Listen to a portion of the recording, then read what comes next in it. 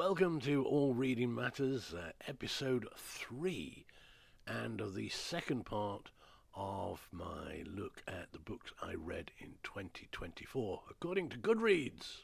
They should be sponsoring me, shouldn't they?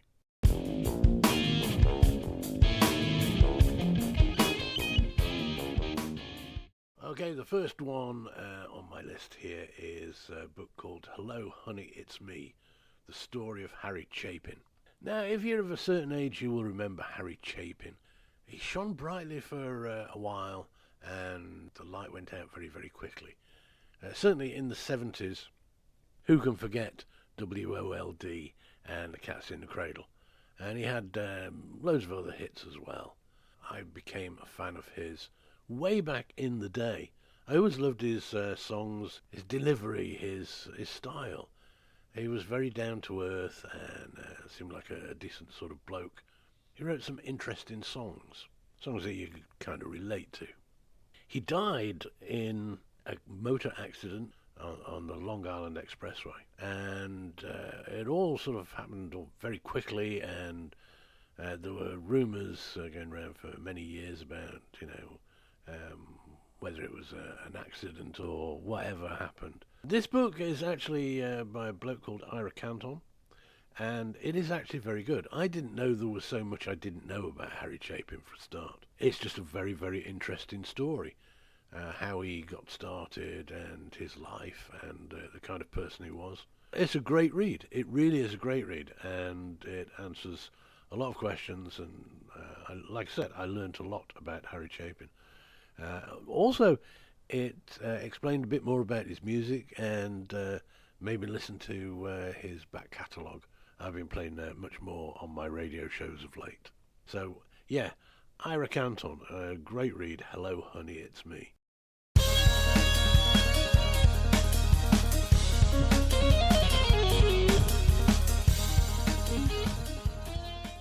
Melissa Joan Hart, Melissa Explains It All. Back when Firstborn Girlchild was little, that was one of the things that we used to sit and watch together. Clarissa Explains It All. For me, I have great memories of it. It was funny, it was of its time, and my little one loved watching it. We had a lot of fun watching that programme. Now, I knew Melissa Joan Hart had done other stuff, obviously. She was also Sabrina, which I never really watched, but I know the girls did. So she's done a lot. She's had a lot of success in her life. But she's also made some sort of movies and things that I haven't watched. But it was interesting reading her autobiography. She was one of these youngsters that was a child star, obviously. It's all about her relationship with her family, her parents, and what happened when she did the show, and also how she adjusted after, when she was a grown-up. It's all very well being one thing, being a child star, but not all child stars make it. Pressures of being a child star, and then the pressures of not being a child anymore and being an adult, and will you be accepted, and can you get work? A lot of child stars actually gave up. Shirley Temple, in particular, prime example of that. Once she was no longer young and cute, nobody was interested. She gave up, she jacked it in, and became a politician, eventually. Melissa Joan Hart's Melissa Explains It All.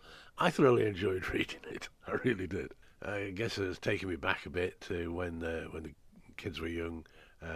But like I said, I thoroughly enjoyed reading it.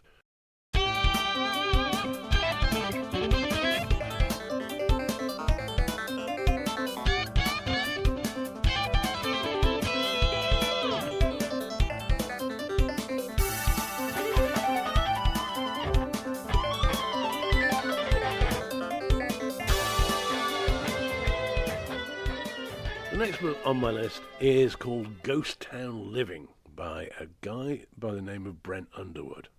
I came across Brent Underwood on YouTube. Sometimes you're on YouTube and you see something and you think, oh, I'll watch that. You enjoyed watching it. And you think, oh, right, well, let's have a look at what else there is. And I found this guy, Brent Underwood, and his YouTube page, Ghost Town Living. When I found it, he'd been in living in a ghost town for about 2 years. So I went back and retroactively watched all of the things right from the word go. And basically his story is that just before lockdown, he was living in Austin, Texas, and he was doing stuff, he'd had sort of a reasonable amount of success doing things, and he'd got to an age where he was, I guess, looking to find meaning, and he had this urge to visit a ghost town, an old silver town, which he did. Then he decided with a bunch of friends to put the money together and actually buy this town, a town called Cerro Gordo in California. And Cerro Gordo is basically the town that provided much of the finance and the silver that made Los Angeles great in the first place. Most of its wealth came out of Cerro Gordo. Basically, Brent bought this town with his investor backers and moved there, but he did it right at the beginning of March 2020. He had a choice of he could either be locked down in comfort in Austin, where he was living, or he could pack everything up and move to this ghost town where there was no running water, no electricity, no nothing. It was a ghost town from the 1870s. Essentially, the story of ghost town living is how he got to be there and how it started and what happened in his first couple of years there. He's now been there 5 years. I think the book covers like the first 4 years, and it's a great read. It really is. I've always wanted to do something like that, and now I'm just too damn old to even consider doing something that isn't just sat here and speaking into a microphone. I have lots of regrets at my age that I haven't done things. And, that's not to say I've had a boring life. I've done some interesting things that, I'm very proud of. But there are so many things that I wish I'd done. Places I'd been, challenges I'd taken on. I can't do it. I'm too old to even consider doing a lot of things these days. Reading a book like that still gets me going, it really does. Yeah, if you want to find out what it's like to give everything up and move to an old ghost town and all the problems that come with it, and you've got to take into account this is just off Death Valley, and it's at the top of an 8-mile dirt road that keeps getting washed out when there's any serious weather. It's a fascinating story. I would like to interview Brent, I must admit. I might have to see if I can't do that. But yeah, the tale of Cerro Gordo in California.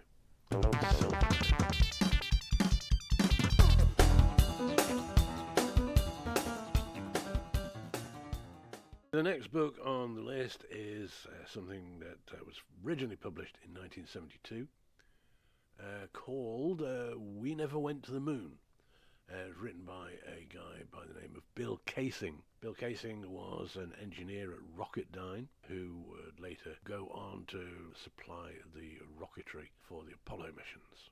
And now Bill worked at Rocketdyne in the late 50s, and his opinion is that there was no way that they could produce the necessary equipment to enable that thing to go ahead. And he provides lots of information and evidence to back up his thoughts. And it's a very interesting read, I must admit. I have quite a few books on this whole moon landing hoax stuff. And in fact, this is the way I got into all this conspiracy theory stuff.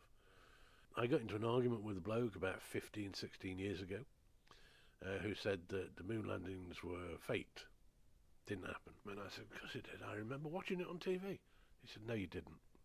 So I did. I remember watching it. He said, no, you didn't watch it live on TV at all. And that sort of got me going, and I thought, oh, well, I'm going to prove this guy wrong. And the more I looked into it, the more I read, the more I realised that I actually couldn't prove him wrong at all. In fact, there's a lot of evidence to suggest that there is something wrong with the story. And before you all start emailing and say, oh my God, moon landing hoaxes, or probably a flat earther too. Before you start all saying that, what I am saying is not that we didn't go to the moon, that man hasn't walked on the moon. I don't know. What I am saying is the official story that comes from NASA is not true. And I can prove that. I can prove that NASA's story does not hold up. What actually happened, your guess is as good as mine. But the official story is wrong. Those films are faked. Now, what actually happened, that's a different matter. That's not the question. The question is the story that you've been sold for the last 70 years is a load of crap. That's not how it happened. That is fairly easy to prove. There are various other books that I've got. There's a lot of work being done by Bart Cybrell, and a great book called Dark Moon, which analyses photographs and various other books. There's a good one about NASA by Richard Hoagland, and I don't believe or agree with a lot of what Richard Hoagland says, but, you know, the stuff is out there for you to look into. And I've had a lot of arguments with a lot of people, and these are people that, like me, think they watched something that they didn't. Think they know stuff that they didn't, and they try to argue the point, but they haven't actually looked into it. Their knowledge is of something they vaguely remember from 50 years ago. This book is definitely worth reading. He wrote it in 1972. And like with the Kennedy assassination, people think, oh, you know, this is just something that's happened in recent years. People started saying that stuff's fake. No, people were questioning the moon landings at the time. Even as they were happening, people were questioning the authenticity. The same as with the Kennedy assassination. People started questioning it immediately as to what was real and what was fake. And that old argument that, oh, you know, it's just too big, there'll be too many people who would need to know. Too many people would know the truth and would blow the whistle. No, they wouldn't. Not a lot of people would actually know the entire story. And we know what happens to people who blow whistles. They die. They commit suicide. They end up having car accidents. This is not in question. You know, read a book about the CIA and see how they operate, and you can easily see why people would keep secrets, why people don't blow the whistle. People who blow the whistle tend to end up dead. So that's that one.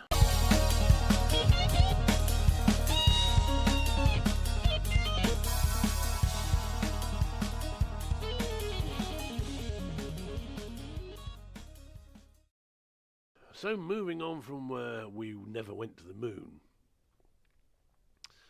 I'm not going to spend much time on these two. Two books that I will put together because I read them together. And I know what people will think when I say these are the books by Alex Jones, The Great Reset and The Great Awakening. Oh, Alex Jones, yes, well, we know what he is. He's just well, okay, Alex Jones is a lot of things. He may even be Bill Hicks, for all I know. But these two books, they are well written. They are full of stuff that you probably didn't know.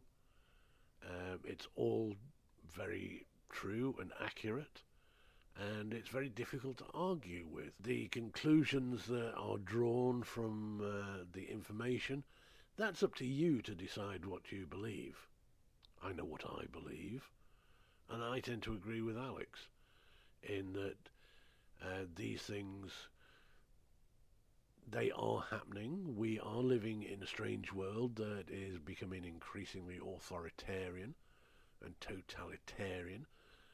Our freedoms are being taken away from us, particularly in the UK. These two books, they tell you why this is happening. They explain where it came from. It's not something that is new. This is something that has been in the works for the last 100 years. These two books explain all that. It goes into various detailed explorations of lots of different things. And it's all very good information. If you want to know what's going on in the world, I'd say read these books. If you enjoy living with your cognitive dissonance and pretending shit isn't happening and it's not all going Pete Tong, then don't read them by all means and keep living your happy little disillusioned life.